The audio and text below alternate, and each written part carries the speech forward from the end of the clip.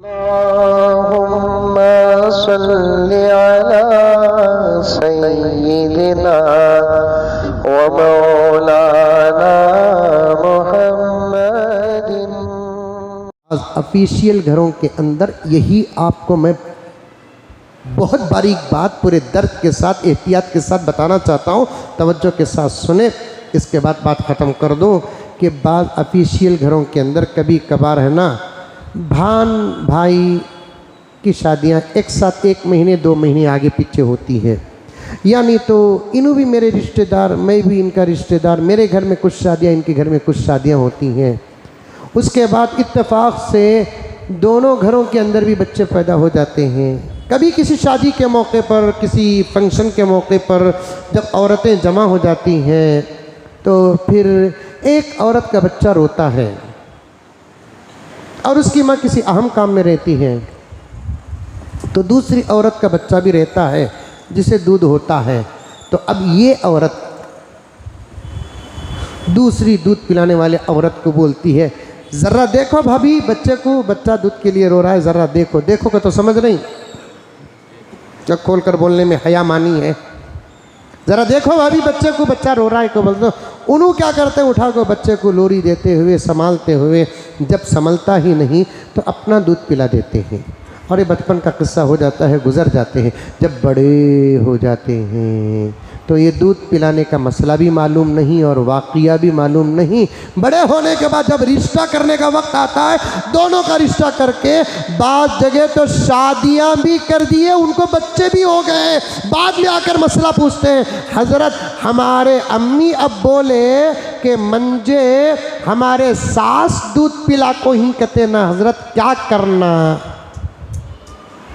अब क्या मसला है हज़रत। में बोलिया अब तक मालूम नहीं था, अलग बात थी, अब मालूम होते ही। वालेकुम रहमतुल्लाहि व बरकातुहू। अल्हम्दुलिल्लाह अल्हम्दुलिल्लाहि रब्बिल आलमीन वस्सलातु वस्सलामु अला सय्यिदिल अंबिया'i वल मुरसलीन मुहम्मदिन व अला आलिहि व अस्हाबिहि अजमाइन। अम्मा बअदु फ़अऊज़ु बिल्लाहि मिनश शैतानिर रजीम। बिस्मिल्लाहिर रहमानिर रहीम। या अय्युहल्लज़ीना आमनु उदख़ुलू फ़िस्सिल्मि काफ़्फ़ा वला तत्तबिऊ ख़ुतुवातिश शैतान इन्नहु लकुम अदुव्वुम मुबीन। वक़ाल तआला फ़ी मक़ामिन आख़र मा आताकुमुर रसूलु फ़ख़ुज़ूहु वमा नहाकुम अन्हु फ़न्तहू। सदक़ल्लाहु मौलानल अज़ीम। अल्लाहुम्मा सल्लि अला सय्यिदिना नबीना मौलाना मुहम्मद व अला आलि सय्यिदिना नबीना मौलाना मुहम्मद व बारिक व सल्लिम।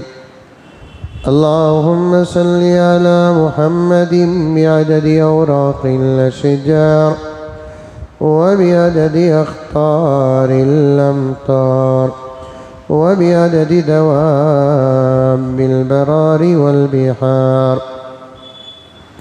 व अला आलिहि व सहबिहि व बारिक व सल्लिम। अल्लाहुम्मा सल्लि अला मुहम्मदिन कमा हुवा अहलुहु व मुस्तहिक़्क़ु।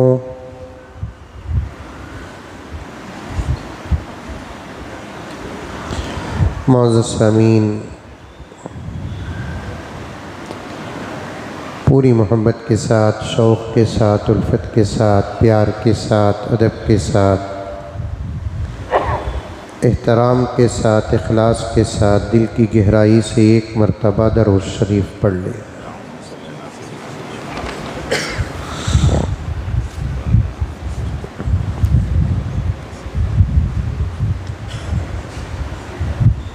इंसान और इंसानों में इस वक्त मुसलमान बड़े अजीब व गरीब मिजाज के हामिल हैं।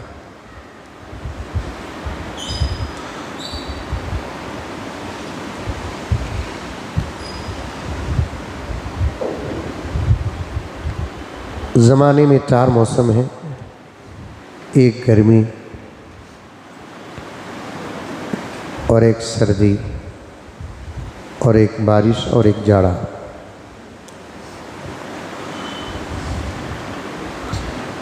चार किस्म के मौसम अल्लाह तबारक व तआला ने इंसान की तबीयत के लिए बनाए हैं।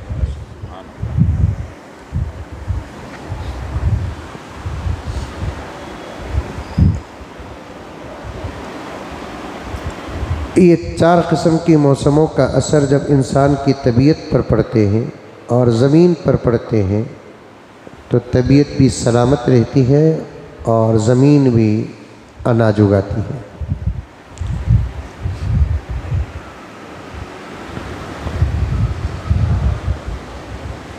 लेकिन मुसलमान का और आम तौर पर इंसान का एक अजीब मिजाज है कि गर्मी का सीज़न हो तो बारिश को तलब करता है, बारिश का मौसम हो तो फिर गर्मी को तलब करता है। और एक बात ये है, बड़े अफसोस और दर्द के साथ कहना पड़ता है, किसी भी किस्म का मौसम क्यों ना हो, हमारे अपने ज़ाती मामलात में ज़रा भी फ़र्क नहीं आता। अरे ये बस समझ में भाई, ज़ोरदार बारिश पड़ रही है, आज हम खाना नहीं खा सकते, कोई बोलता? अरे बोलो भाई, बड़ी ज़बरदस्त गर्मी है, आज मैं नहीं सोता, कोई बोलता?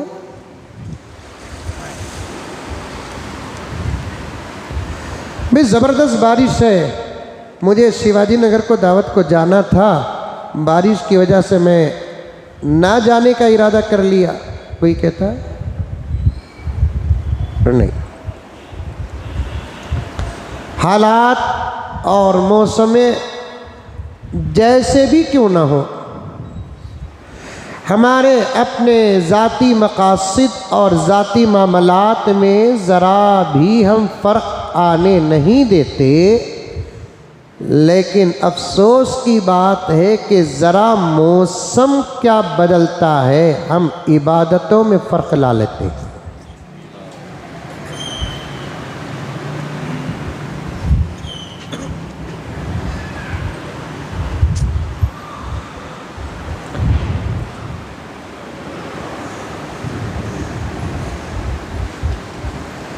ये भी अल्लाह की नाशुक्री के अलामतों में से एक अलामत है।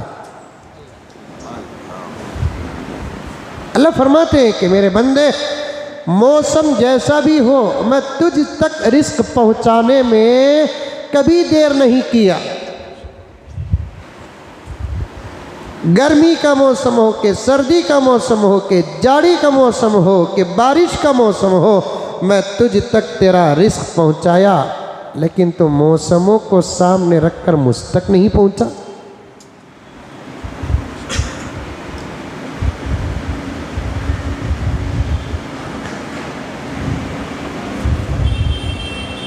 मौसमों को सामने रखकर तो मुझ तक नहीं पहुंचा।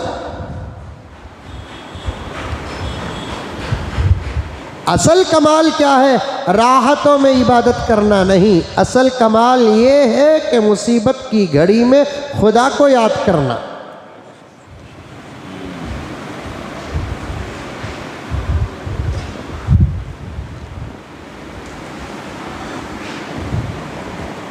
असल कमाल ये नहीं कि राहतों में अल्लाह को याद करे, तबीयत सलामत रहे तो अल्लाह को याद करे। असल कमाल ये है कि मुसीबतों में अल्लाह तबारक व तआला को याद करे। हालात हमारे मुआफिक ना हो तो तब हम अल्लाह तबारक व ताला को याद करें। ये शान थी हजरत सहाबा किराम की।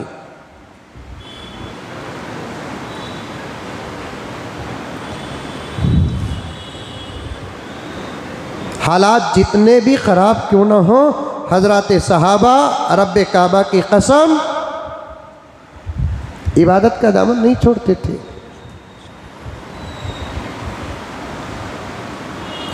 वो धूपों में तपती ज़मीनों में सजदे।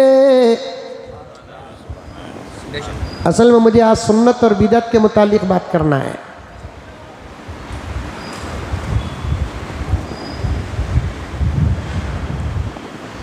उससे पहले हम अपना मिजाज सामने रखें और सहाबा की ज़िंदगी को सामने रखें। और गुज़िश्ता जुमे का मैं एक नुक्ता बयान करने से रह गया था, वक्त की तंगदामनी की वजह से, वो नुक्ता पेश करके मुझे आगे बढ़ना है।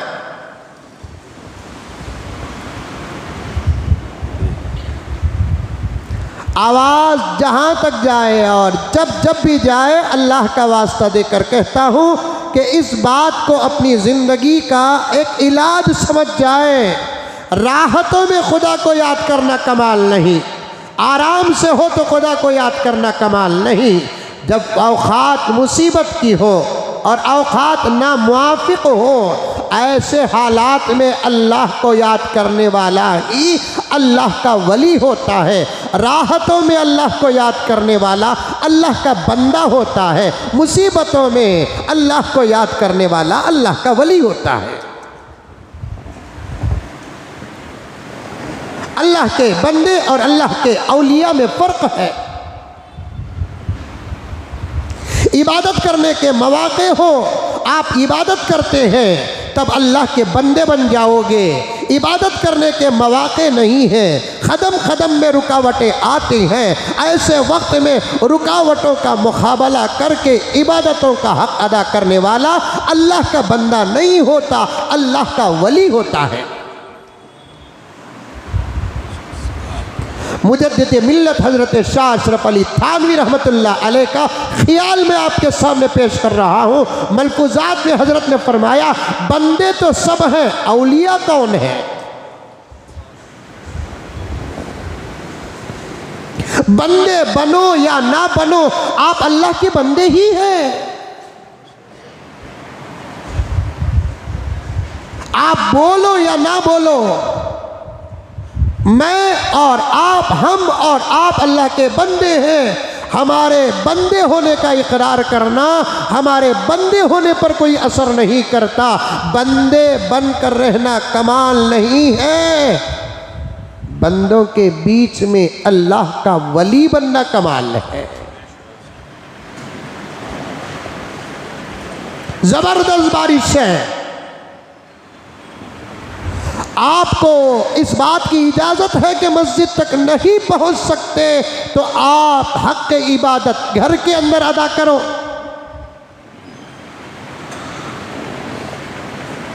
समझ रहे हैं आप?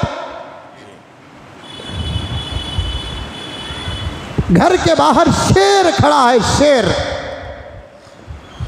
शेर मालूम? बाहर निकले तो जान को खतरा है। आपको शरीयत इजाज़त देती है कि आप इबादत अपने घर के अंदर अदा करें। ज़बरदस्त फसाद, माब, लिंचिंग और हंगामे, फितने चल रहे हैं बाहर।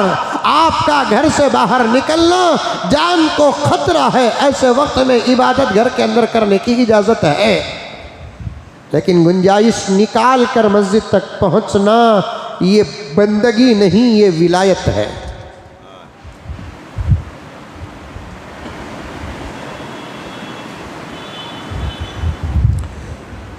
ये बंदगी नहीं, विलायत है। हज़रत हुसैन अहमद मदनी रहमतुल्लाहि अलैह को अंग्रेज़ों ने जेल में डाल दिया। आज़ादी हिंदुस्तान की तारीख चल रही है और हज़रत हुसैन अहमद मदनी रहमतुल्लाह अलैह आखिरी दौर के सफ़े अव्वल के मुजाहिदीन में, आज़ादी के दौर गुजरे हैं ना, आखिरी दौर की जो जमाअतें थी आज़ादी की, उन जमाअतों में सफ़े अव्वल के हज़रात में हज़रत हुसैन अहमद मदनी रहमतुल्लाहि अलैह।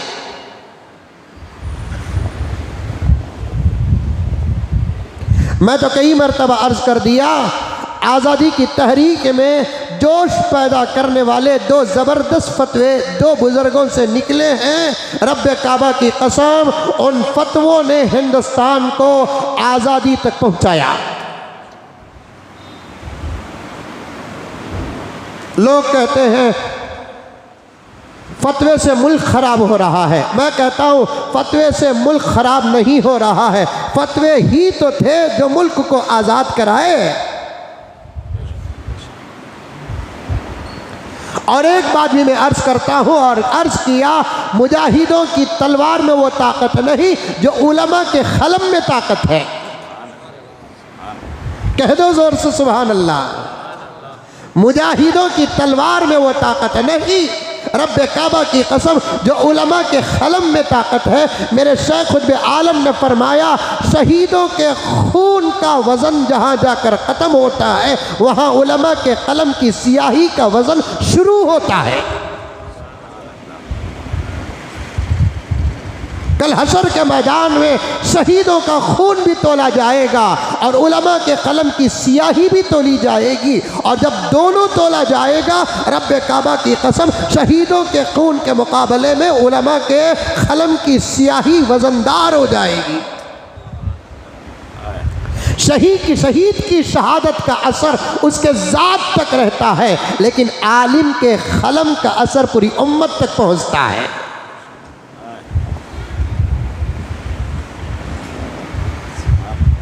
आलिम के क़लम का असर पूरी उम्मत तक पहुँचता है। और ग़रीब की बात मैं अर्ज़ करूँ, याद रखो उन्वान कहाँ से शुरू किया और कहाँ तक पहुँचा और अशआर तक पहुँच रहा हूँ मैं, और आगे मुझे सुन्नत और बिदअत के बारे में अर्ज़ करना है। ग़रीब की बात अभी 15 दिन पहले तक की बात अर्ज़ करूँ कि सारी दुनिया के इस्लामी ममालिक में से एक मुल्क जो हमारे मुल्क का पड़ोस है, समझे कि बोलना की,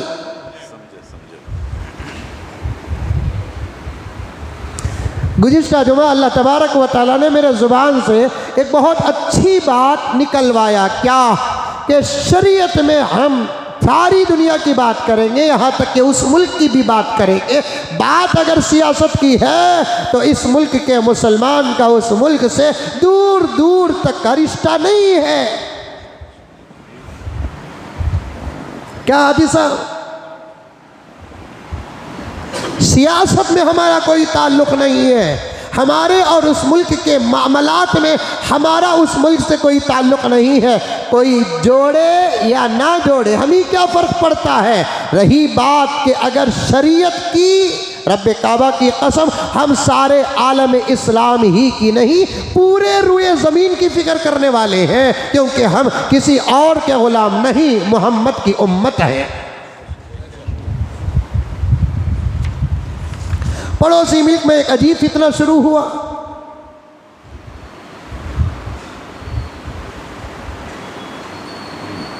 मदर मिल्क बैंक, मां के दूध का बैंक, नहीं मालूम आप लोगों को,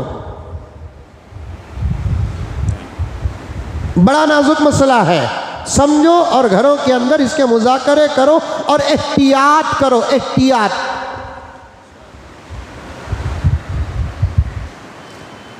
नए ज़माने की तहज़ीब में सबसे ज़्यादा अगर मुब्तला है तो वो इस वक्त का मुसलमान मुब्तला है। दीन को भी बर्बाद कर दिया और दुनिया में इतना घुस गया, इतना घुस गया, इतना घुस गया कि अब पलट कर देखते हैं तो जहां से आया वहां का रास्ता तक नजर नहीं आ रहा है।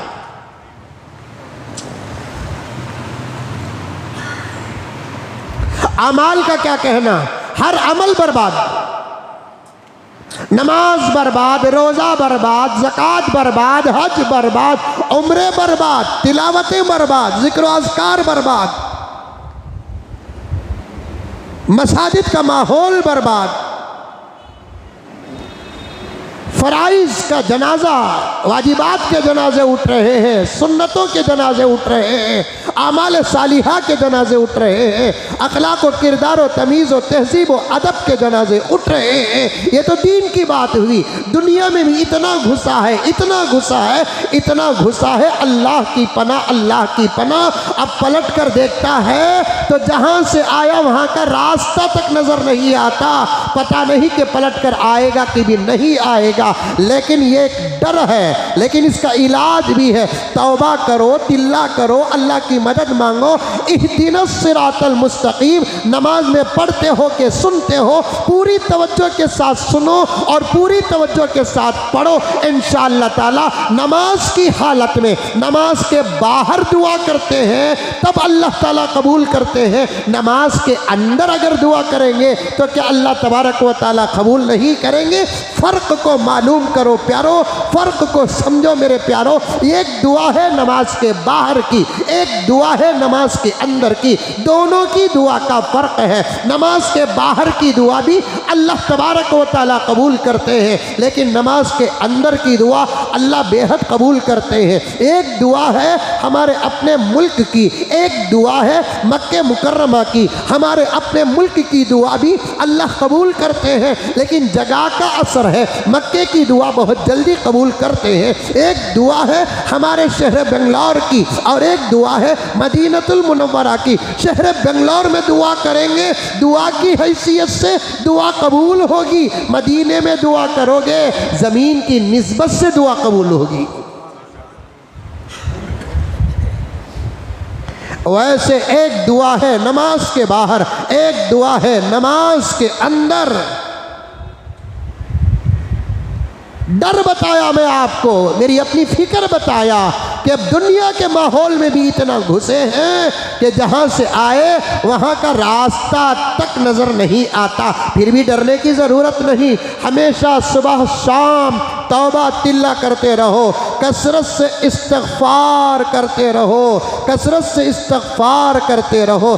जब भी दुआ के लिए हाथ उठे, अल्लाह की तारीफ़ व तौसीफ़ व हम्द व सना, उसके बाद नबी पाक सल्लल्लाहु अलैहि वसल्लम पर दुरूद व सलाम, उसके बाद रब्बना आतिना, और भी दुआएं पढ़ते पढ़ते ज़रूर ये दुआ कर लेना, अल्लाहुम्मा हदिना सिरातल मुस्तकीम। या नहीं तो आपको इतनी अच्छे तरीके से नहीं बोलना आता तो इतनी ही दुआ कर लो, इहदिना सिरातल मुस्तकीम सिरातल लज़ीना अनअमता अलैहिम गैरिल मग़ज़ूबि अलैहिम वलद्दाल्लीन। ज़रूर दुआ में इन दुआ को शामिल कर लो। और भी अगर हो सकता है याद कर सकते हैं, ये भी दुआ कर लो, अल्लाहुम्मा हदिना सिरातल मुस्तकीम सिरातल लज़ीना अनअमता अलैहिम मिनन नबिय्यीन वस्सिद्दीक़ीन वश्शुहदा वस्सालिहीन। अल्लाह हमको सीधे रास्ते पर चला और उन लोगों के रास्ते पर चला जिन पर तेरा इनाम नाजिल हुआ, उनके रास्ते पर न चला जिन पर तेरा गज़ब नाजिल हुआ।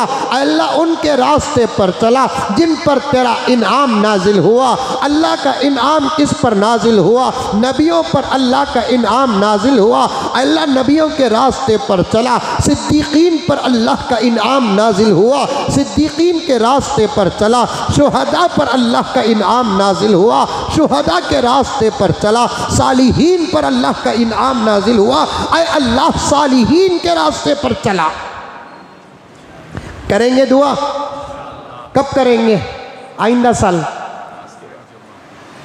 उसके बाद के साल 2028 को।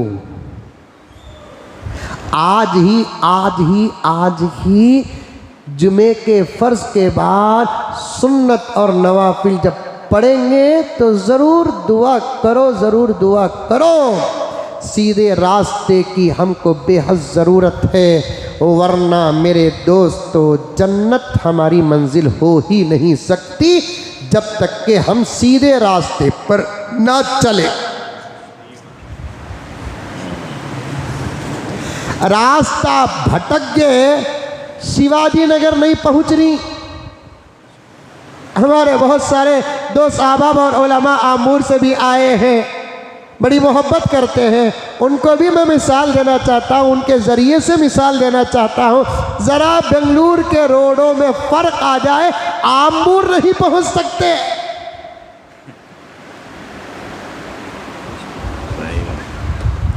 और मंजिल तक पहुँचने के लिए आपको दुनिया में बेहतर या तो मंजिल मालूम होना, यानी तो मंजिल तक पहुंचने के लिए ख़तरा मोलने से बेहतर है पूछते पूछते गुजर जाना। अंडरस्टैंड? अरे यस तो बोलो, इंग्लिश में पूछ लूँ तब भी नहीं बोले तो सर मान लूँ।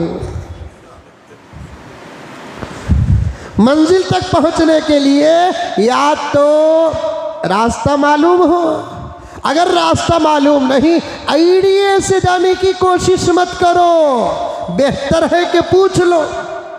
एक मरतबा मेरे अब्बा हज़रत ज़करिया साहब रहमतुल्लाह अलैह के साथ में जा रहा था, गाड़ी मैं चला रहा था, अब्बा हुजूर पीछे बैठे हुए थे। मैं पहली मरतबा उस जगह जा रहा हूँ, इस्लामपुर, अच्छा याद है मुझे। वहाँ अंदर जाकर और एक जगह जाना था, गलियाँ मालूम नहीं थी, लेकिन पूरा एड्रेस हमारे पास था। फलां रोड है, फलां क्रॉस है, डोर नंबर फलां है। अब्बा के किसी दोस्त की तबीयत नासाज थी तो इयादत के लिए, अब्बा जान इयादत बड़े शौक़ से करते थे। किसी की बीमारी की खबर पहुंच जाती तो अब्बा जान ज़रूर उसकी इयादत के लिए जाते थे और मुझे कहते कि बेटे इयादत करो वरना ज़िंदगी भर पछतावा रहेगा।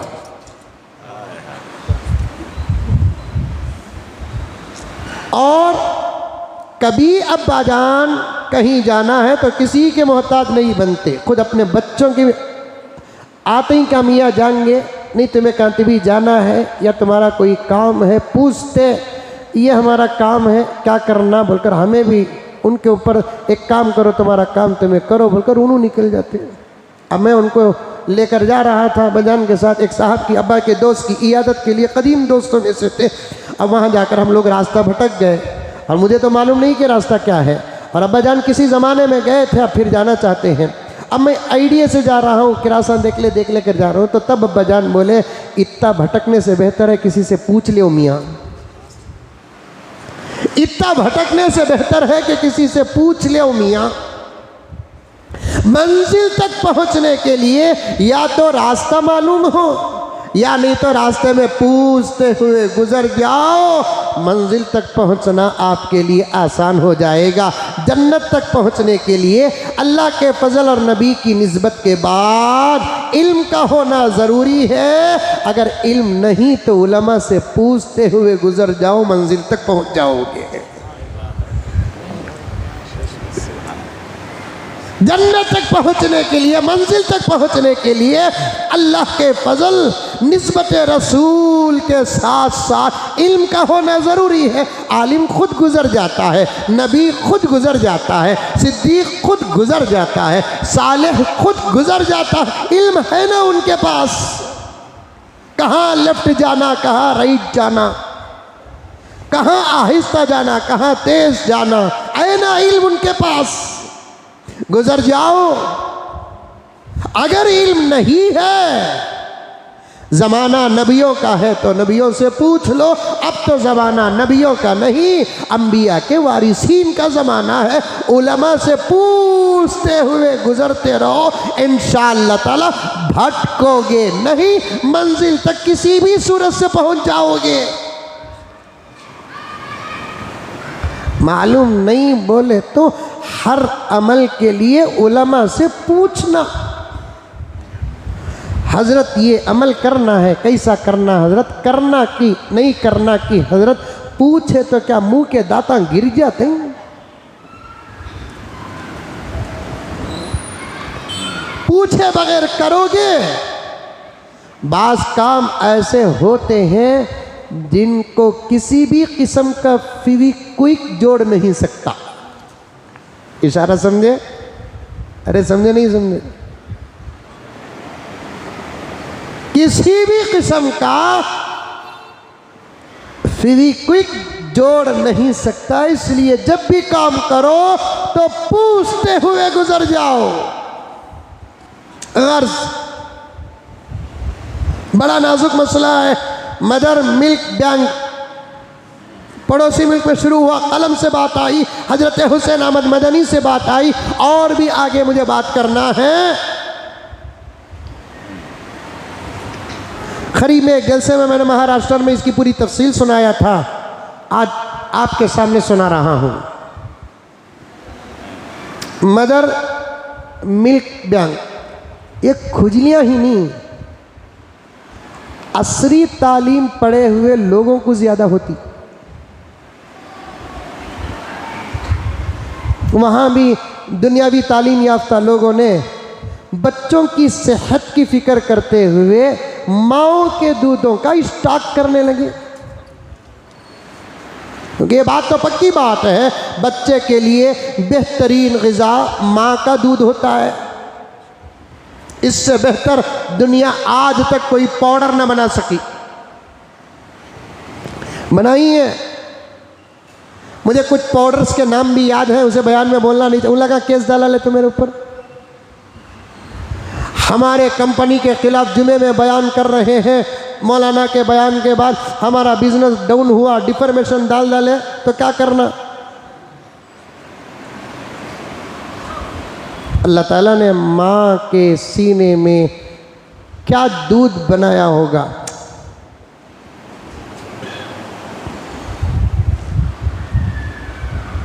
हर किस्म का विटामिन है अंदर, बल्कि अल्लाह तबारक व तआला ने तकरीबन 2 साल तक बच्चे के लिए माँ के दूध को ग़िज़ा ही नहीं बनाया, बल्कि 2 साल तक बच्चे के लिए दूध को ग़िज़ा ही नहीं बनाया, दवा भी बना दिया।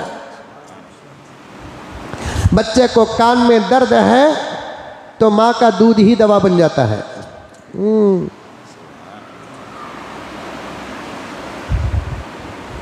बच्चे को पेट का दर्द है, माँ का दूध ही दवा बन जाता है। बच्चे को कान में दर्द है, माँ का दूध ही दवा बन जाता है।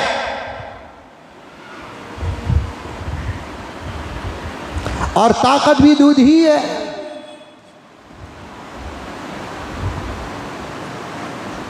अल्लाह तबारक व तआला ने वो निज़ाम बनाया, निज़ाम ही नहीं बनाया बल्कि ग़िज़ा के बारे में कोई हुक्म फ़र्ज़ बनना नहीं है, वाजिब बनना नहीं है। आप जो चाहे खाओ, जहाँ का चाहे खाओ, लेकिन शर्त यह है कि हलाल खाओ। लेकिन बच्चों की मासूमियत को अल्लाह ताला सामने रखकर माओं के लिए हुक्म दे दिया कि तुम्हारा बच्चा जो चाहे खा भी नहीं सकता, जहाँ चाहे खा भी नहीं सकता, अब तुम ही को दूध पिलाना होगा। अब से हमारा हुक्म तुम्हारे बच्चे को दूध पिलाने का तुम पर फ़र्ज़ है।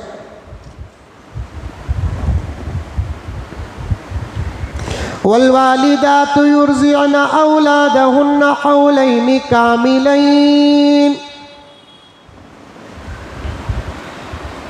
बच्चे पैदा करने वाली यानी कि माए को चाहिए कि वो अपने बच्चों को 2 साल तक मुकम्मल दूध ही पिलाए।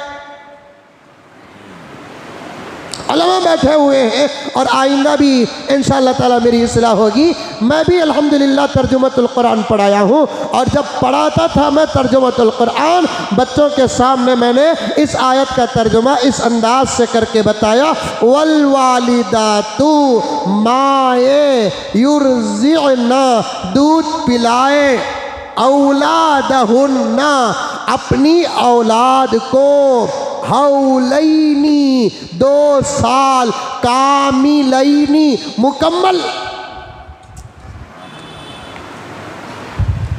तर्जुमा समझ में आया? अरे आया नहीं आया?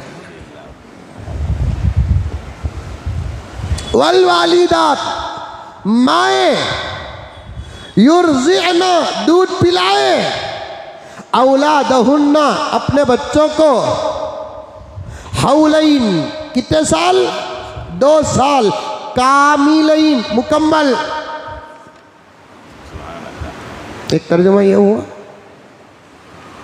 मैं पहले हमारे बड़ों का तर्जुमा करते हुए एक तर्जुमा ये भी करता था जो बड़ों के तर्जुमों के खिलाफ ही नहीं, ये भी तर्जुमा करता था कि माए अपने बच्चों को 2 साल तक दूध ही पिलाए।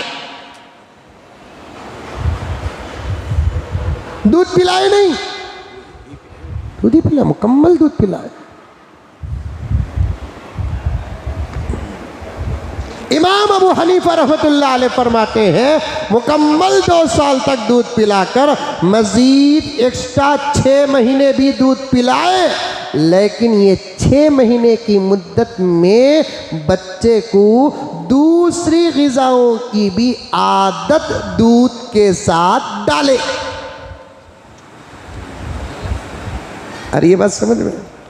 अरे आ रही नहीं आ रही? कितना बड़ा इज्तिहाद है इमाम अबू हनीफा का।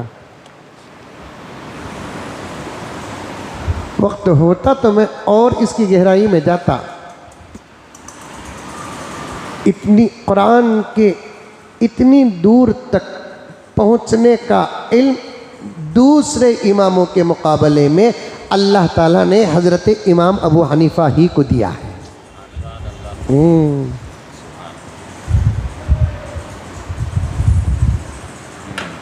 वरना दूसरे इमामों के पास 2 साल से ज़्यादा दूध पिलाना नहीं।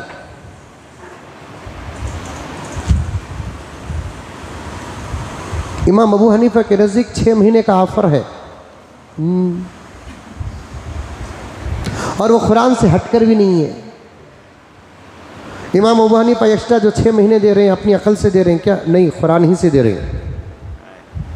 क्या हाफिज़ साहब? कुरान ही से दे रहे हैं। कहाँ से दे रहे हैं? इमाम अबू हनीफा भी 2.5 साल 30 महीने की जो मुद्दत दे रहे हैं वो कुरान ही से दे रहे हैं। फिर दूसरे इमाम क्यों नहीं जा रहे वहाँ तक? वहाँ तक नहीं पहुँच रहे हैं। कुरान में और एक जगह है हमलुहु व फिसालुहु 30 शहरा, एक हमल की मुद्दत और दूध पिलाने की मुद्दत 30 शहरा 30 महीने हैं। तो मतलब 30 महीने के कितने साल हुए? मुंह खोलो रे बाबा।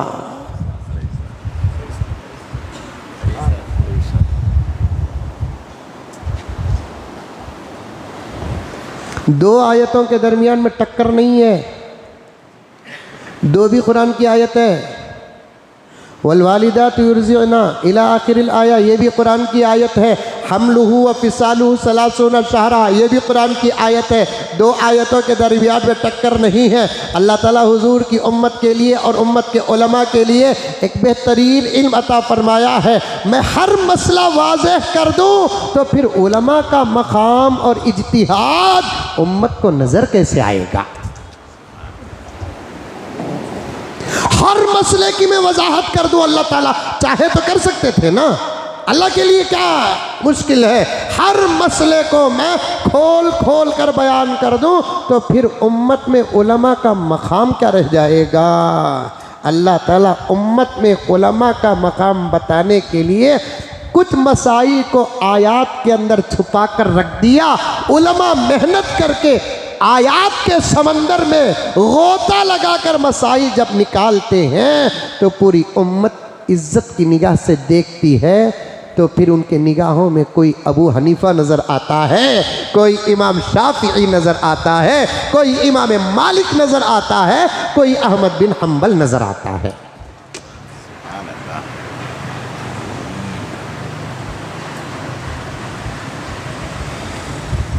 दूसरे इमाम बोलते पूरे 2 साल दूध पिलाओ। इमाम अबू हनीफा फरमाते 2.5 साल दूध पिलाओ। 2.5 साल में पहली जो आयत गुजरी ना उस पर अमल करते हुए दूध ही पिलाओ 2 साल। बचत ये 6 महीने ट्रेनिंग दो, दिन में 5 मरतबा बच्चा दूध पीता है तो 4 मरतबा चंद दिन तक दूध पिलाकर 1 मरतबा खाने को अच्छा चिकल को 1-2 खतरे दूध दाल को, समझ में आई बात है। गोरी पार्ले का रहा तो सालन दाल को, चिकल को, 1 मुट्ठी पनाले को हाथ में रख, 2 साल का तो हो जाता ना, बैठता ना, चांद मामू बोल को खिलाते ना, एक आदत पड़ती उसे, मुंह में मज़ा चढ़ता। फिर 1 महीना गुजरने के बाद 4 को 3 करो, 2 मरतबा रोटी खिलाओ।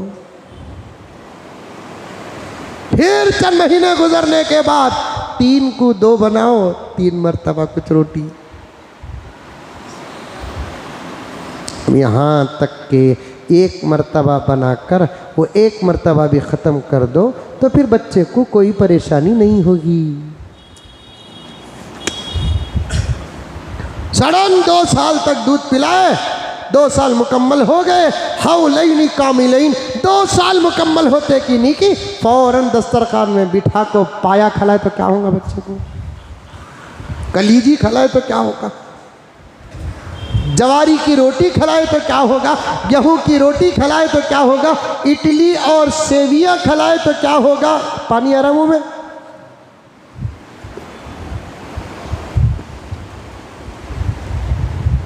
बात लंबी जा रही है, आगे बढ़ो। तो पड़ोसी मुल्क को कौन सा कीड़ा काटा की, पड़ोसी मुल्क को कौन सा कीड़ा काटे की, फौरन उन लोगों ने एक प्लान बनाया कि हमारे मुल्क के बच्चों की तबीयत में फर्क आ रहा है। मां का दूध न होने की वजह से उन्होंने एक बैंक बनाया, क्या, मदर मिल्क बैंक। और है तो ना सोशल मीडिया, अब तो बहुत फास्ट है सोशल मीडिया, वायरल कर दिए। दूध देने वाली औरतों के लिए वजीफे का भी ऐलान हो गया, पैसे का। सारी दुनिया में यह मैसेज वायरल हो गया, सारी दुनिया में वायरल हो गया। सबसे पहली बात यह है कि इंसान अपने जिस्म की कोई चीज बेच नहीं सकता और किसी को दे भी नहीं सकता, ये मसला ज़हन में रखो।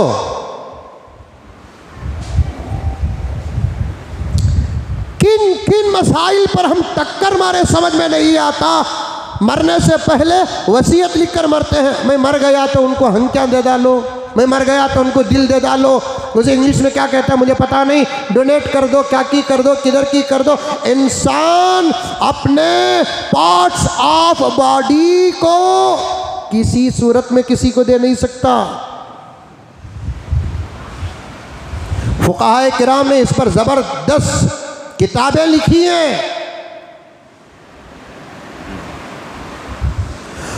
बड़ी मुश्किल के बाद, बड़े गौर व फिक्र के बाद, बड़े इज्तिहाद के बाद, बड़े फिक़ही सेमिनारों के बाद और चोटी के उलमाए किराम, चोटी के बोले तो वो औरतों की चोटी के नहीं, बड़े बड़े हजरात उलमाए किराम आलम इस्लाम के, हमारे अपने मुल्क के, पड़ोसी मुल्क के, जज़ीरतुल अरब के उलमा, दीगर ममालिक के उलमा, वो भी बड़े बड़े उलमा जिनकी नज़र कुरान और हदीस में और फ़िक़ह में बड़ी गहरी है, बड़ी फ़िक़ही सेमिनारों के बाद इस नतीजे पर पहुँचे कि एक इंसान दूसरे इंसान को कितनी दे सकता है, वो भी बग़ैर मुआवजे के। मुआवजा बोले तो पैसों के, हमदर्दी में देना है 2 सबाब, क्योंकि अल्लाह तबारक व तआला ने इंसान के जिस्म में 2 किडनियाँ बनाए हैं और इंसान 1 किडनी से भी ज़िंदगी गुजार सकता है। और दूसरे की जान बचाने के लिए एक इंसान की किडनी उसके लिए जान बचाने का जरिया और सबब है, और उसको किडनी देने से वो जिंदा रहकर उसके अपने मसाइल हल हो सकते हैं। तो एक किडनी में हजरत फुक़हाए मुतअक्किरीन ने इजाज़त दी है बग़ैर पैसों के। देने वाले को पैसे शर्त पर लेना जायज़ नहीं है। लेने वाला अगर मजबूर है, वो अगर कोई पैसों में ही देना चाहता है तो वो पैसे देकर ले सकता है। लेने और देने में फ़र्क है, मसला समझो मेरे प्यारो, लेने और देने में फ़र्क है। लेने और देने के हज़ारों मसाइल हैं। लड़के वाले जोड़े को पैसे ले नहीं सकते। अगर कोई लड़की ऐसी हो जिसको रिश्ते आते ही नहीं हैं, बड़ी मुश्किल से एक रिश्ता आया और वो जोड़े का डिमांड कर रहा है, अगर उसे जोड़े को पैसे नहीं दिए तो फिर उसकी शादी नहीं हो सकती है। इस सूरत में लड़की वाले जोड़े को पैसे देते हैं तो लड़की वाले गुनहगार नहीं होंगे, लेने वाला गुनहगार होगा। ये मसला समझ में आया? ये नहीं आऊँगा ठीक है। तो ये मसले में अक्सर लोग मुब्तला हैं। अच्छे अच्छे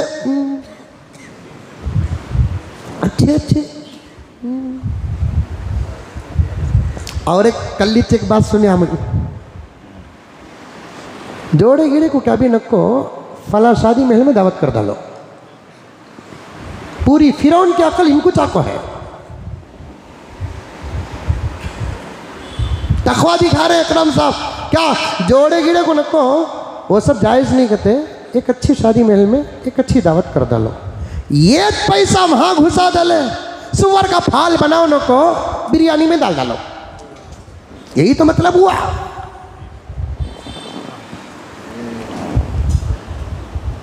अरे यही तो मतलब हुआ। ये भी नहीं बोलना जोड़े गिड़े को दो नको, वो पैसे में 1-2 सौरन तुम्हारी बच्ची को ज्यादा जेवर डाल डालो। वो भी लेने का किस्सा, कान ऐसा पकड़े थे भी कान पकड़े, कान ऐसा पकड़े थे भी कान पकड़े, ऐसा पकड़े तो जोड़ा, ऐसा पकड़े तो घोड़ा। कौन भी बोलिया क्या? अरे चल रहा नहीं चल रहा है आजकल।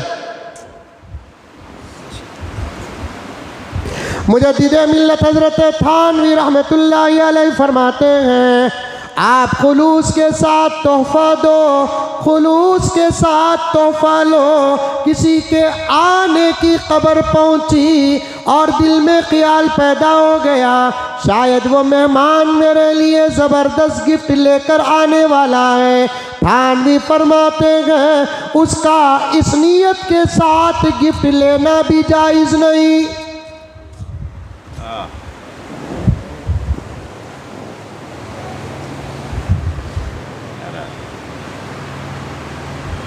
शेख के पास एक मुरीद आए, तोहफा लेकर आए, तो शेख ने कहा कि भाई तुम्हारे आने से पहले मेरे दिल में ख्याल पैदा होगा कि तुम कुछ लेकर आने वाले हो, मुझे अच्छा नहीं लगता कि ये तोहफा तुम्हारे से लूँ, क्योंकि मेरे दिल के अंदर एक ख्वाहिश पैदा हुई, अल्लाह का वास्ता देता हूँ इसे लेकर चले जाए आप, मैं इसे कबूल नहीं करूँगा।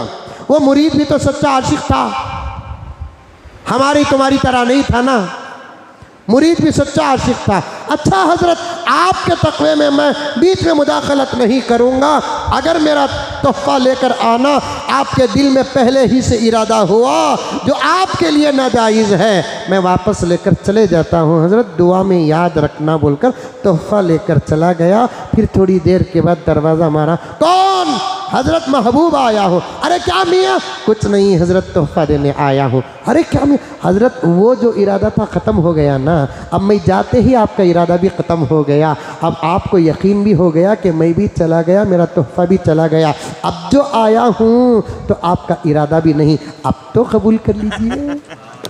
कैसे सच्चे मुरीदा थे, कैसे सच्चे पीरा थे। ये ज़माने में पीरा भी डुप्लीकेट, मुरीदा भी डुप्लीकेट।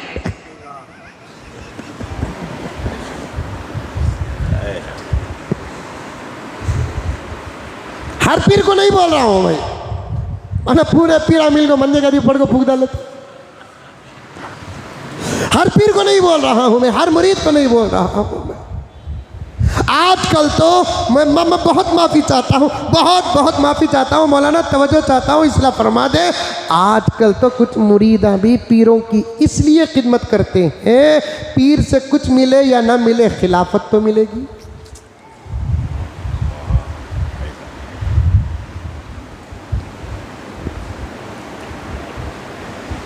मैं बहुत छोटा हूँ, औलिया-उल्लाह की जूतियों का धूल भी नहीं हूँ, लेकिन एक इजहार है बड़े अदब के साथ। औलिया अपने कष्ट से मालूम कर ले कि कौन सा मुरीद किस नीयत से खिदमत कर रहा है।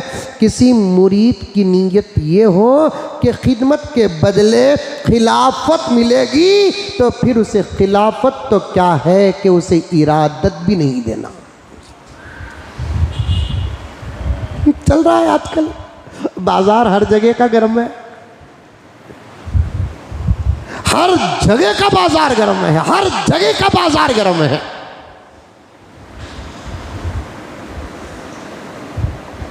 यहां तक कि हादिस के पास पूरी सनद के साथ कोई मोतबर अल्लाह का बंदा मुझसे इस वाक़ये के बारे में सवाल करेगा, तो मैं पूरे सबूत के साथ मैं उसे सबूत पेश करूंगा, ज़मानत और सनद के साथ सबूत पेश करूंगा कि एक पीर साहब हैं, वो हकीकी पीर है अल्हम्दुलिल्लाह, उनके एक खलीफा हैं, फिर उन्होंने अपने माहौल में एक जमात बनाई है। ये जो दूसरे नंबर के पीर हैं, अपने बड़े पीर से मिलने के लिए साल 1.5 साल को एक मरतबा जाते हैं, अपने मुरीदों से चंदा वसूल करते हैं। मैं बड़े पीर के पास जा रहा हूँ, हमारी तरफ से उनको कुछ तोहफा होना चाहिए। 1.5, 2, 4 लाख रुपए के तोहफे बड़ों तक पहुँचाया जा रहा है।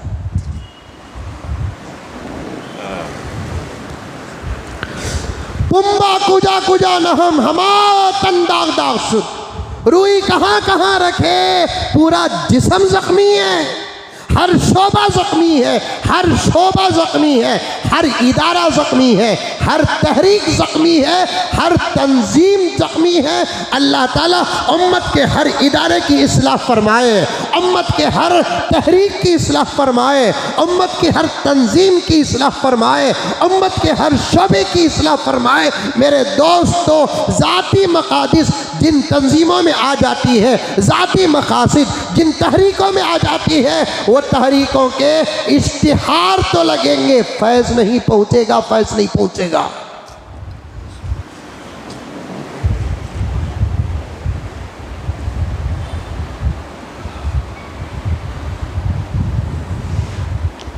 समझ रहे हैं प्यारो? अरे मुंडी भी हला समझ रहे हैं? अल्लाह ताला बड़ी कीमती बातें कभी किसी ज़माने के किसी वक्त के मुताले के अल्लाह ताला इस वक्त दे रहा है। ये मेरी अपनी ज़ाती बातें नहीं हैं, बल्कि हमारे बुज़ुर्गों का फैज़ है जो तुम तक पहुंचा रहा हूँ मैं। मोहब्बत भी करो, इखलास के साथ करो। अरे मोहब्बत एक पीर से तो दूर की बात, एक मामूली मुसलमान से भी अगर कोई दिल से मोहब्बत करता है, प्यारे आका फरमाते हैं अल्लाह उसे हशर के मैदान में अर्श के साए में जगह अता फरमाते हैं।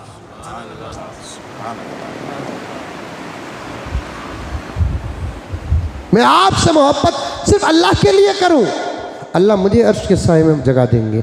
आप मुझसे मोहब्बत सिर्फ अल्लाह के लिए करें, अल्लाह अर्श के साए में जगह अता फरमाएगा। बारिश पड़ी तो ठंड नहीं, यहाँ जगह नहीं मिलती, हशर के मैदान में अर्श के साए में जगह मिलेगी। अर्श के साए में जिन 7 लोगों को अल्लाह ताला जगह अता फरमाएंगे, उनमें से एक जमात के सिफात क्या होंगे? एक जमात की सिफत क्या होगी कि वो लोग होंगे जो आपस में अल्लाह के लिए मोहब्बत करते हैं और कोई मकसद नहीं, कोई मकसद नहीं। मैं इसीलिए कहता हूँ अमीर को भी उसी मोहब्बत से देखो, गरीब को भी उसी मोहब्बत से देखो। अमीर तोहफों की शक्ल में कोई आप पर खर्च करता है तो गरीब दुआ की शक्ल में कुछ आप पर खर्च करता है। मोहब्बत में तमीज़ नहीं आना है, मोहब्बत में तमीज़ नहीं आना है।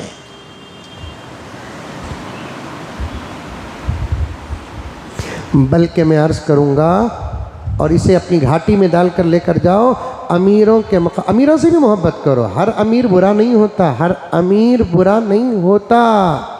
बाज़ अमीर तो ऐसे हैं अल्लाह ताला उनको दौलत भी दिया, मिजाज उस्मान भी दिया है। ऐसे हर शोबा 100% खाली नहीं है। कुछ लोग उस शोबे का हक अदा कर रहे हैं जिसकी वजह से उनकी बरकत से वो शोबे बाकी हैं, उनकी बरकत से वो शोबे बाकी हैं। कितने मुसलमान हैं जो ऐसा सदका करते हैं उनकी बीवी को तक मालूम नहीं होता कि उनका शौहर क्या क्या करके आता है। कितनी औरतें ऐसी हैं जिनका शौहर झूठे हाथ से कौवा भी उड़ाता नहीं। ये हमारी अम्मी देती थी मिसाल वकीलों को। झूठे हाथ से झूठा कहते खाना खाते सो हाथ से कौवा भी उड़ाता नहीं। की कहते है जा कहते वांगिया में लगे सो दाने गिर जाएंगे, कौवा खा लेंगा। ये तो वकील।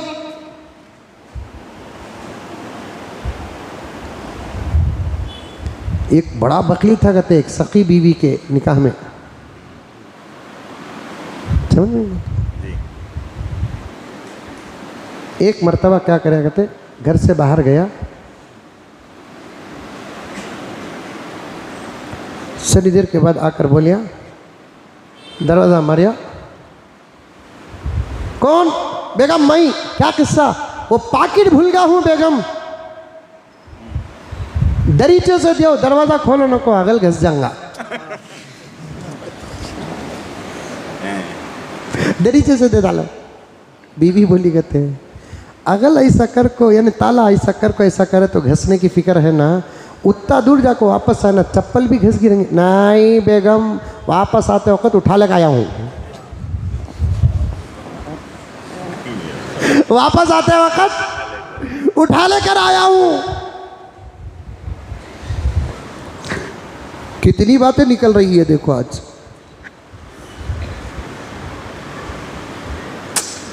अल्लाह अकबर कबीरा, अल्लाह अकबर। मोहब्बत अल्लाह के लिए करो, लेकिन मर्द बने औरत। मुजम्मिल साहब बोले बा मोहब्बत अल्लाह के लिए करना। बोल को कोसाते भी पट्टा जाको गर्लफ्रेंड को बे क्या बोलते उसे छोकरी को क्या बोलते हैं मालूम नहीं। हाँ बेबी मैं तुम ना अल्लाह के लिए मोहब्बत कर रहा हूँ। आसमान से जूते पड़ेंगे, मार लगेगा, जूते नजर नहीं आएंगे। मैं महबूब से, अकरम से, वाहिद से, फुला और फुला फुला और फुला से, बादशाह से मोहब्बत करो, अल्लाह के लिए करो। और ये हजरत मुझसे मोहब्बत करे, अल्लाह के लिए करे। आपस में आप दूसरे अल्लाह के लिए मोहब्बत करें। अल्लाह अकबर। नबी ने ये प्याला जब पिलाया तो सबसे ज़्यादा ये प्याला सहाबा ने पिया।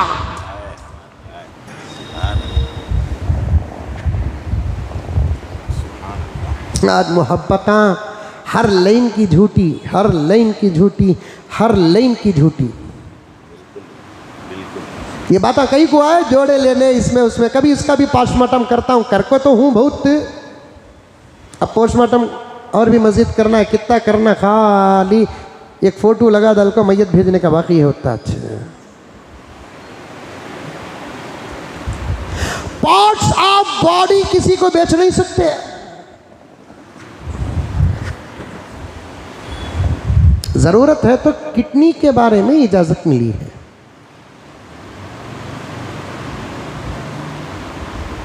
आप वसीयत भी नहीं कर सकते, मैं मर गया तो मेरे ये पार्ट्स, आंखें, किडनी और क्या क्या की है ना वो चीज़ें डोनेट कर डालो। दूसरी कौम वाले अपने धर्म के मुताबिक या धर्म के खिलाफ करते हैं, वो उनका धर्म है प्यारो, हमारा धर्म है हमारा धर्म। हमारे धर्म में इसकी इजाज़त नहीं है। ये बात भी मेरे पास पहुंची है कि ये औरतें चोटी डालते वक्त कंगी जो करती है ना, कंगी बोले तो मालूम नहीं मालूम हमें, इस तरफ वाले हैं ना, साउथ वाले, बेंगलुरु वाले, कर्नाटक वाले, तमिलनाडु वाले, आंध्रा वाले कंगी नहीं बोलते, कोंगई। कंघी करते वक्त, कंघी करते वक्त जो बाला झड़ते नहीं, वो बाला भी बेचे जा रहे हैं आजकल। महीने महीने 2-2 महीने घर के पूरे बाला जमा कर बेचा जा रहा है। मेरे पास आया और ये अल्लाह वालों के मज़ारात में जाकर जो बाला मुंडाते नहीं, उसका भी कारोबार हो रहा है।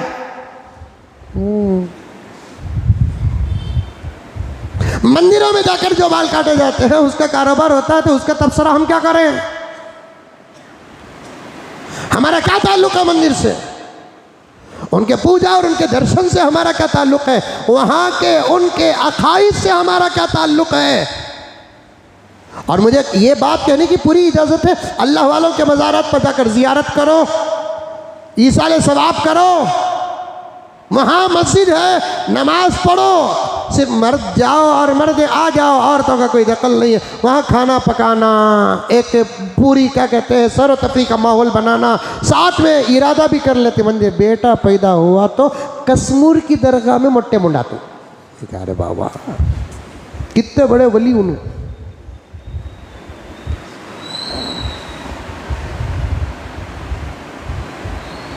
कितने बड़े वली उन, उनके मज़ार में हज्जाम खाना बना रखे। अब वो बालों का कारोबार हो रहा है, फॉरेन कंट्रीज में एक्सपोर्ट होते हैं वो बाल। मैं शहर का नाम नहीं लेता, एक शहर को गया बयान के लिए, एक साथी को पूछा मैं क्या कारोबार आपका? बालों का। हमारे बेंगलुरु में वो गाली, वो अरे बोलते नहीं बोलते, नखले कुफर कुफर ना बादशाह, क्या व्यापार कर रहे हैं भाई? बाला का व्यापार कर रहे हैं। मैं हंस दिया जोर से। उन्होंने पूछे कहीं को हंस लिया हजरत? क्या भी ऐसा बोल रही, रत्ती भी खौफ नहीं क्या? मौलाना बैठे ही, उलमा के सामने गाली तो देना तो नहीं, फिर उलमा के सामने मत दो। बीड़ी सिगरेट तो पीना तो नहीं, उलमा के सामने न पियो। दिल लगी मजाक करना नहीं, कम से कम कोई आलिम नजर आ जाए उतना तो लिहाज रखो। ऐ नौजवानों, तुम इंसान शक्ल के हो, हकीकत के तुम इंसान नहीं हो। तुमसे तो, तुम्हारे उस जैसे नौजवानों से तो जानवर मुब्तला। मैं रोज सुबह शाम देख रहा हूँ, माहौल को देख रहा हूँ। उन मौक़ों में अगर मुझे तरबियत करना अच्छा मालूम होता तो मैं उन मौक़ों में तरबियत करता, लेकिन तरबियत करने के मकामात भी होते हैं, इसलिए मैं खामोश रहता। अरे मौली साहब गुजर रहे हैं, उनके सामने सिगरेटां पी रहे हैं, बीड़ियाँ पी रहे हैं।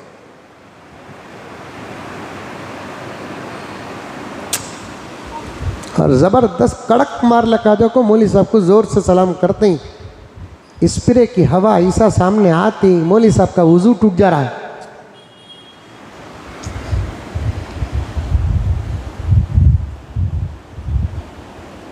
नहीं, अदब करो, अदब अदब करो, अदब करो। अदब जीनत है, अदब रौनक है, अदब नूर है चेहरों का। इस नौजवान लड़के और लड़की, मर्द और औरत किसी भी उम्र से ताल्लुक़ रखते हो, अगर अदब नहीं, चेहरों के चमड़े और जिल्द तो गोरे होंगे, लेकिन काले बदसूरत जानवरों से भी बदतर हैं, बदतर।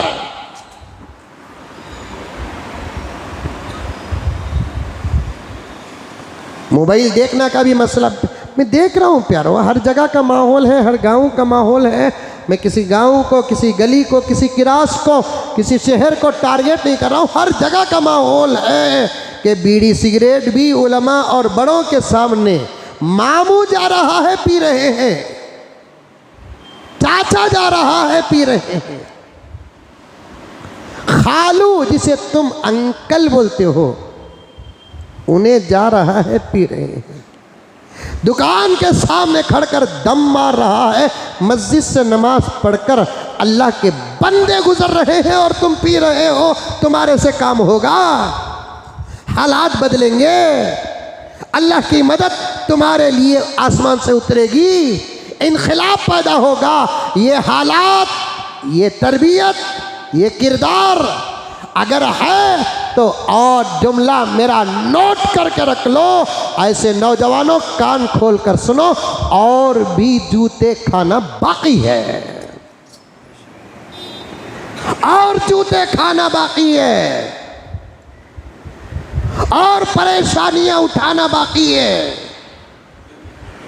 और तकालीफ बर्दाश्त करना बाकी है। कुछ तो बदलो, एक दूसरे की तरबियत करो, एक दूसरे की इस्लाह करो। मैं आए दिन देख देख कर फिक्र में मुब्तला हो रहा हूं, मेरी सेहत पर असर पड़ रहा है। आप मानो कि ना मानो, अल्लाह गवाह है, अल्लाह गवाह, कसम नहीं, मेरे अल्लाह को मेरी बात पर गवाह बना कर कह रहा हूं। हालात को, हमारे बिगड़ते नौजवानों को देखकर मैं बहुत मुतफक्किर हो रहा हूं, मेरी तबीयत पर असर पड़ रहा है। और मेरे लिए रास्ते सिर्फ जुमा के खुतबे और जलसों के बयानात के, और ये जो नौजवान हैं ऐसे हर शहर में हैं जो बयानात रिकॉर्ड करके वायरल करते हैं, इन रास्तों के अलावा मेरे पास और कोई रास्ते नहीं है। मैं दुआ कर रहा हूँ, अल्लाह नौजवानों के अंदर इस्लाह पैदा फरमा। अब काम बड़ों की दुआओं से और नौजवानों की ताकत और हिम्मत से होना है, और बड़े दुआ से गाफिल हैं, और नौजवान हिम्मत खो चुके हैं, नौजवान ताकत खो चुके हैं, नौजवान अल्लाह से दूर हो चुके हैं, नौजवान रसूलुल्लाह से दूर हो चुके हैं, नौजवान सुन्नत से दूर हो चुके हैं। उनको जन्नत पर ईमान नहीं है, वो अपने घर को जन्नत समझ बैठे हैं, अपने इलाके को जन्नत समझ बैठे हैं, अपने शहर को जन्नत समझ बैठे हैं, और जन्नत की आज़ादी का वो मज़ा दुनिया में लेकर ये समझ रहे हैं मुझे जीते जी जन्नत का मज़ा मिल रहा है। ये बिल्कुल बेकार। नौजवानों, तुम्हारा ख्याल है जन्नत बहुत आला है, तसव्वुर भी अब तक तुम्हारा नहीं गया है। मैंने एक जगह पर और हमारी मस्जिद में भी मैंने कहा कि जन्नत का मंजर अल्लाह तबारक व तआला कुरान में भी ज़्यादा खोल कर बयान नहीं किया, इसलिए कि अगर कुरान में मैं खोल दूं तो बंदे देख लेंगे, तो फिर यहाँ आने के बाद एहसास नहीं होगा। जन्नत का वादा करूँगा, 2-3 मिसालें दूंगा, अगर सही मज़ा लेना है तो फिर उनको यहाँ आना पड़ेगा। वो जन्नत के अगर मज़े लेना है तो तुम दुनिया के अंदर अपनी ज़िंदगी को अल्लाह और उसके रसूल के मुताबिक, कुरान और हदीस के मुताबिक, अखलाक, तमीज़ और तहजीब के साथ गुजारो। मैं हर जगह कहता हूँ, मुल्क का काम अल्लाह तुमसे लेने वाले हैं, मिल्लत का काम तुमसे लेने वाले हैं, और मुझे माफ़ फरमा दे। और मेरी पूरी तहकीक के बाद, पूरे रिसर्च के बाद, पूरे गौर फिक्र के बाद मैं ये नतीजा निकाल रहा हूँ, 100 में 90 से ज़्यादा नौजवान लड़के और लड़कियां भटकी हुई है, और इतनी पूरी मिल्लत को और इतने बड़े मुल्क को क्या 10% मुसलमान ही संभाल सकते हैं?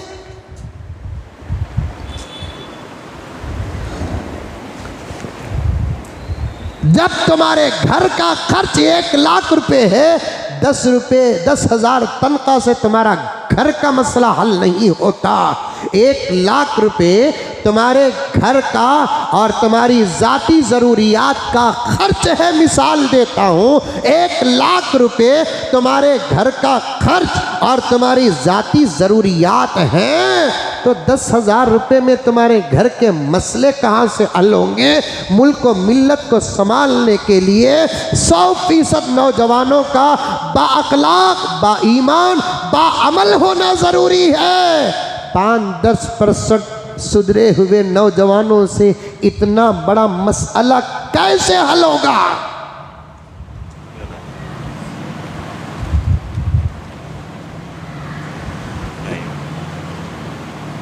मोबाइलों में इतना गर्क है, रोती हुई माँओं के फ़ोन मेरे पास आ रहे हैं, रोती हुई बच्चियों के फ़ोन मेरे पास आ रहे हैं, रोते हुए बच्चों के फ़ोन मेरे पास आ रहे हैं। खुदा से यही दुआ करता हूँ कि ऐ अल्लाह, आपने पूरी दुनिया की उम्र इन डब्बों के बग़ैर चला दी, अब बकिया कुछ ही उम्र ऐ अल्लाह इसके नेटवर्क को आप गारत कर दीजिए।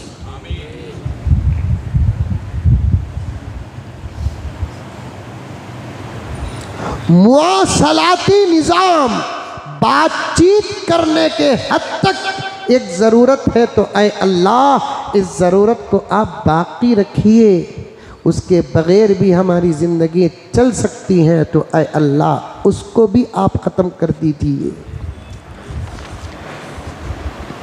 क्या हो रहा है? मैं बहुत अहम बातें नोट करके लाया, सिर्फ इब्तिदा में यहाँ मैं आ गया कि मौसमों को सामने रखकर मस्जिदों को और इबादतों को वीरान करते हैं। राहतों में वसाइल, रास्ते हो, मौके हो, मस्जिदों को पहुंचना कमाल नहीं, तूफानों से मुकाबला करके मस्जिदों को पहुंचने वाले हैं। पहुंचने वाले ही अपने दौर के हुसैन होते हैं। इतनी नहीं रुकावटें हज़रत हुसैन को आई करबला तक पहुंचने के लिए, कूफा तक पहुंचने के लिए। क्या किसी रुकावट हज़रत हुसैन का रास्ता रोके? मंजिल तक पहुँचे कि नहीं पहुँचे? और अल्लाह ताला इनाम दिया कि नहीं दिया? शहादत एक इनाम है, नहूसत नहीं है। सुन्नत और बिदअत की बातें आती तो वो तमाम बातें आपके सामने अर्ज़ करता, छोड़ना नहीं चाहता अहम मसाइल को। मैं 5-10 मिनट का वक्त भी नहीं है। आज़ाए पार्ट्स को बेच नहीं सकते। बेंगलोर के अंदर घरों में औरतें एक ज़माना बालों को फेंकती थी, जबकि फेंकना भी जायज़ नहीं है, आज बेचती है। मालूम है आप लोगों को?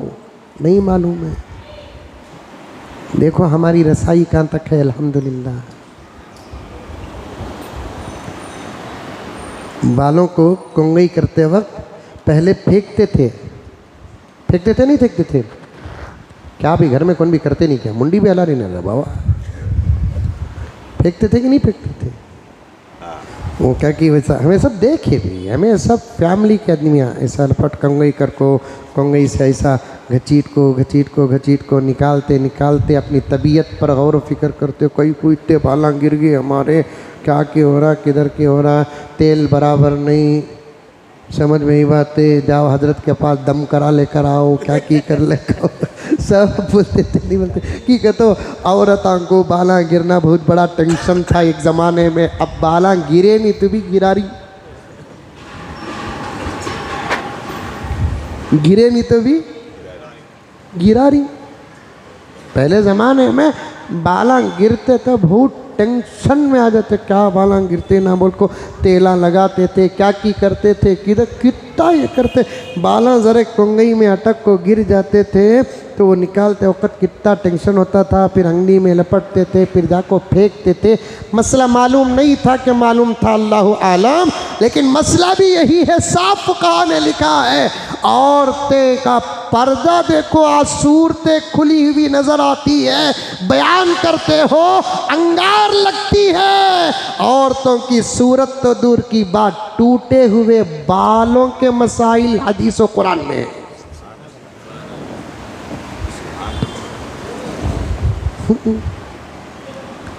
आज बेहयाई बेपर्दगी पर बात करे, आग लगती है, आग बेहया लोगों को।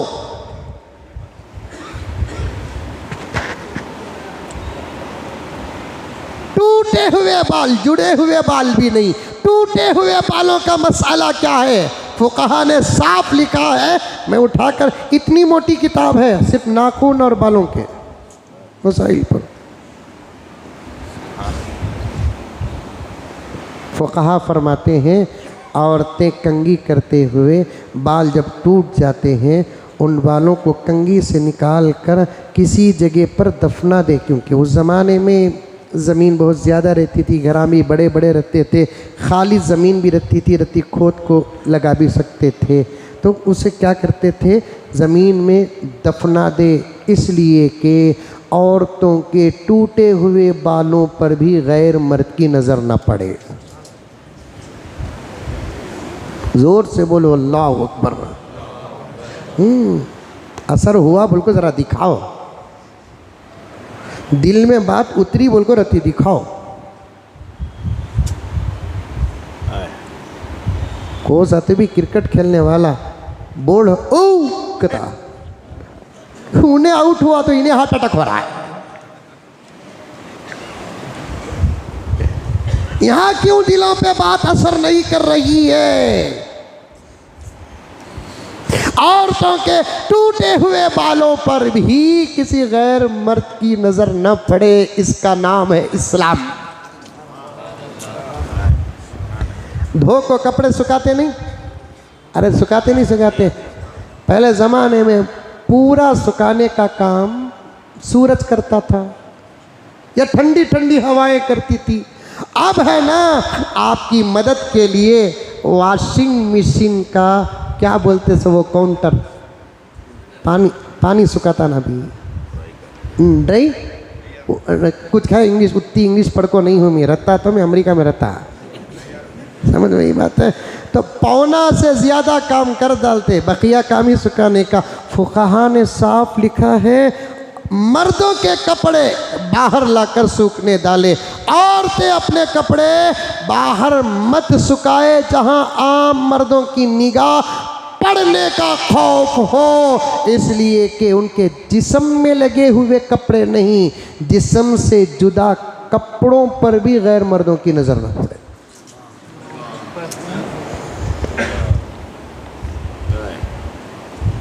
इसका नाम है इस्लाम।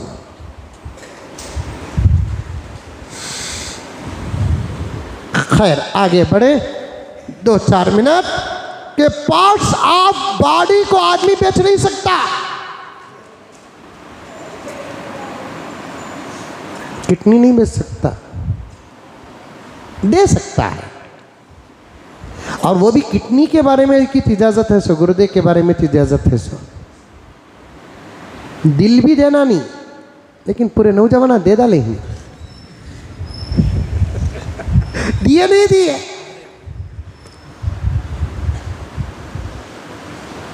दिल दे दिया कहते, तो फिर खबर सब में रहना था तू।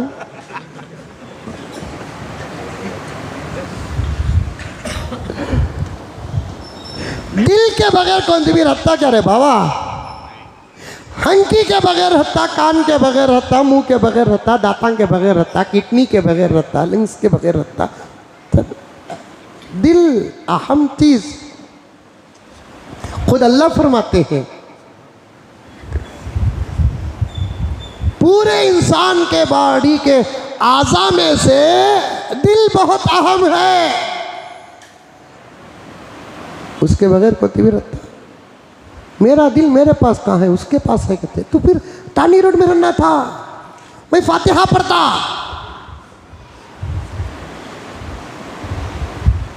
दिल देना है तो खुदा को दो। मेरे शेख खुद आलम हज़रत मौलाना पीर जुल्फ़िकार अहमद साहब नक्शबंदी मुजद्दिदी दामत बरकातुहुम इरशाद फरमाते हैं, दिल अल्लाह का अर्श है, तुम्हारी कुर्सियों पे कोई दूसरा बैठता है, तुम बर्दाश्त नहीं करते। दिल तो अल्लाह की कुर्सी है, इसमें गैरुल्लाह को बिठाओगे अल्लाह को बहुत गुस्सा आता है।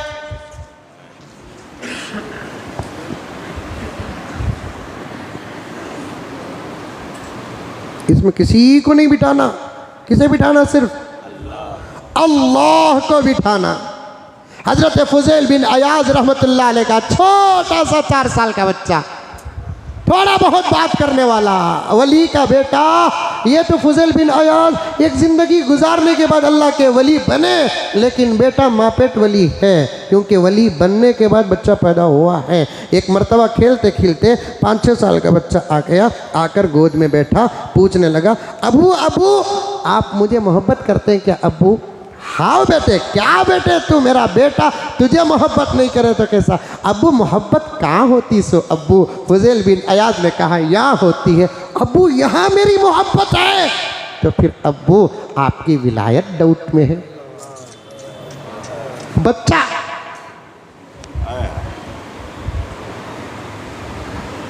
अबू आप मुझे मोहब्बत करते हैं अबू? अरे क्या बेटे तू ऐसा पूछ रहा है, मेरा लाल तू, लगते जिगर तू, मेरी जिंदगी तू, क्या क्या बोलते बोले। तो अबू ये मोहब्बत कहाँ होती है अबू? बेटे यहाँ होती है। फिर अल्लाह की मोहब्बत कहाँ होती है अबू? वो भी यहाँ होती है। कुर्सी ये ज़ात दो,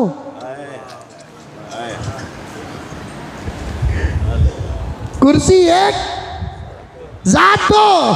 फुज़ैल बिन अयाज फरमाते हैं कि मेरे बेटे के ये सबक ने मेरे दिल को गैरुल्लाह से पाक कर दिया। मेरे बेटे के इस सबक ने मेरे दिल को गैरुल्लाह से पाक कर दिया। उसके बाद मेरे बेटे की मोहब्बत भी मेरे दिल में न रही। आज क्या बोल रहा कि दिल दे दिया, दिल भी देना नहीं, क्या भी नहीं देना, किडनी के बारे में। अब औरतें क्या दूध दे सकती है? नहीं दे सकती दूध औरतें।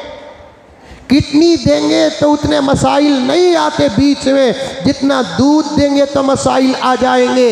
दूध खून से बनता है, खून से रिश्ते बनते हैं तो दूध से भी रिश्ते बनते हैं, ये आका ने फरमाया।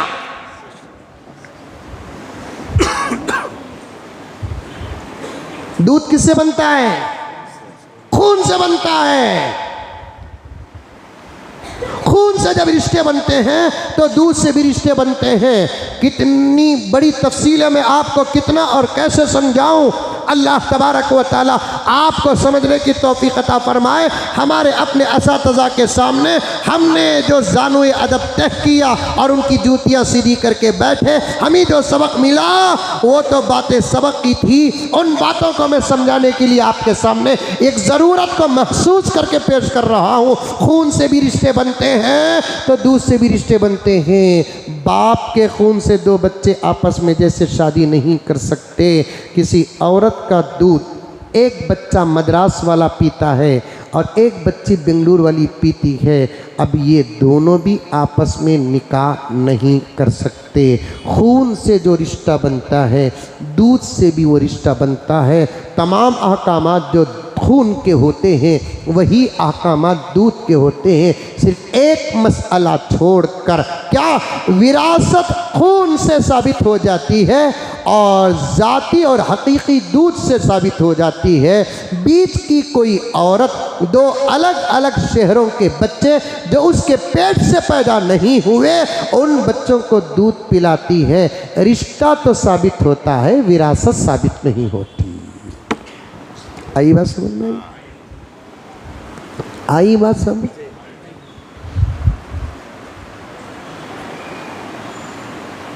जब मैं सुबहानिया में खिदमत करता था, याद होगा अकरम के किसी ने मुझे पूछा, एक औरत का दूध पी लिए तो हजरत रिश्ता हो जाता ना, अब हमें नंदिनी का दूध पीती ना, क्या होता? मैं बोला नंदिनी भाना भाया।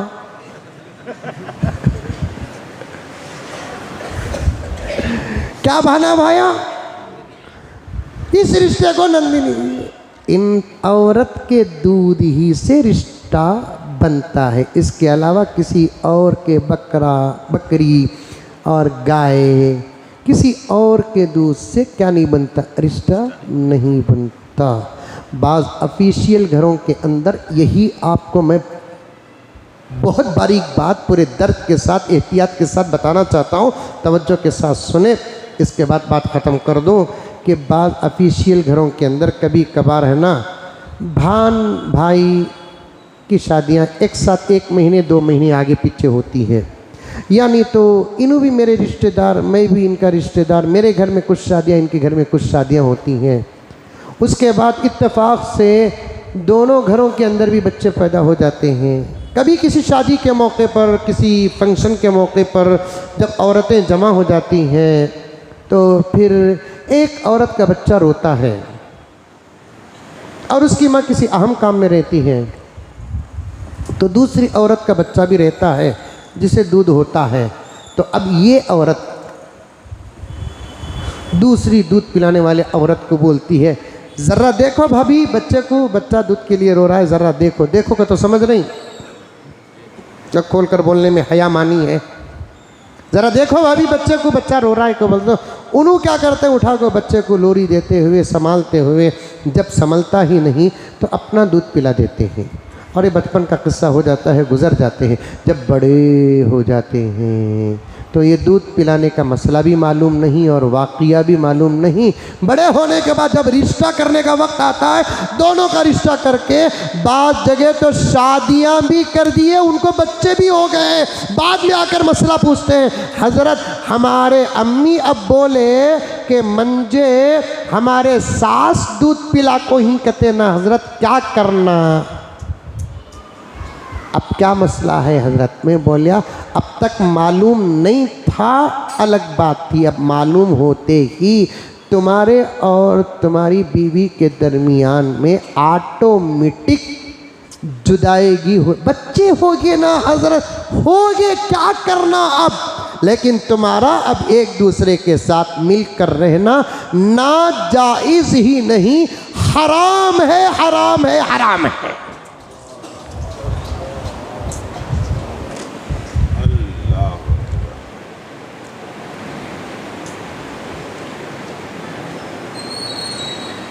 चल रहा नहीं चल रहा आज के ज़माने में।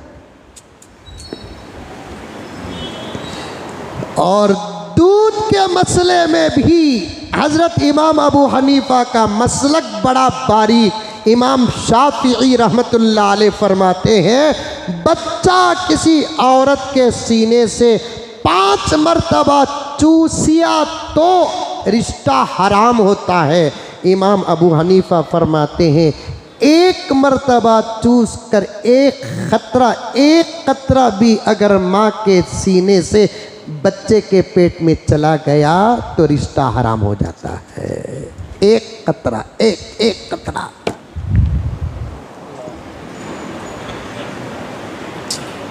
एक कतरा। कहाँ है हम दीन से दूर है, इस्लाम से दूर है। पड़ोसी मुल्क में हुआ ये कि मदर मिल्क बैंक लगे, तो अभी हज़रत मुफ्ती तकी उस्मानी साहब दामत बरकातुहुम तक खबर नहीं पहुंची थी, उससे पहले बैंक में कई हज़ार लीटर दूध जमा हो गया।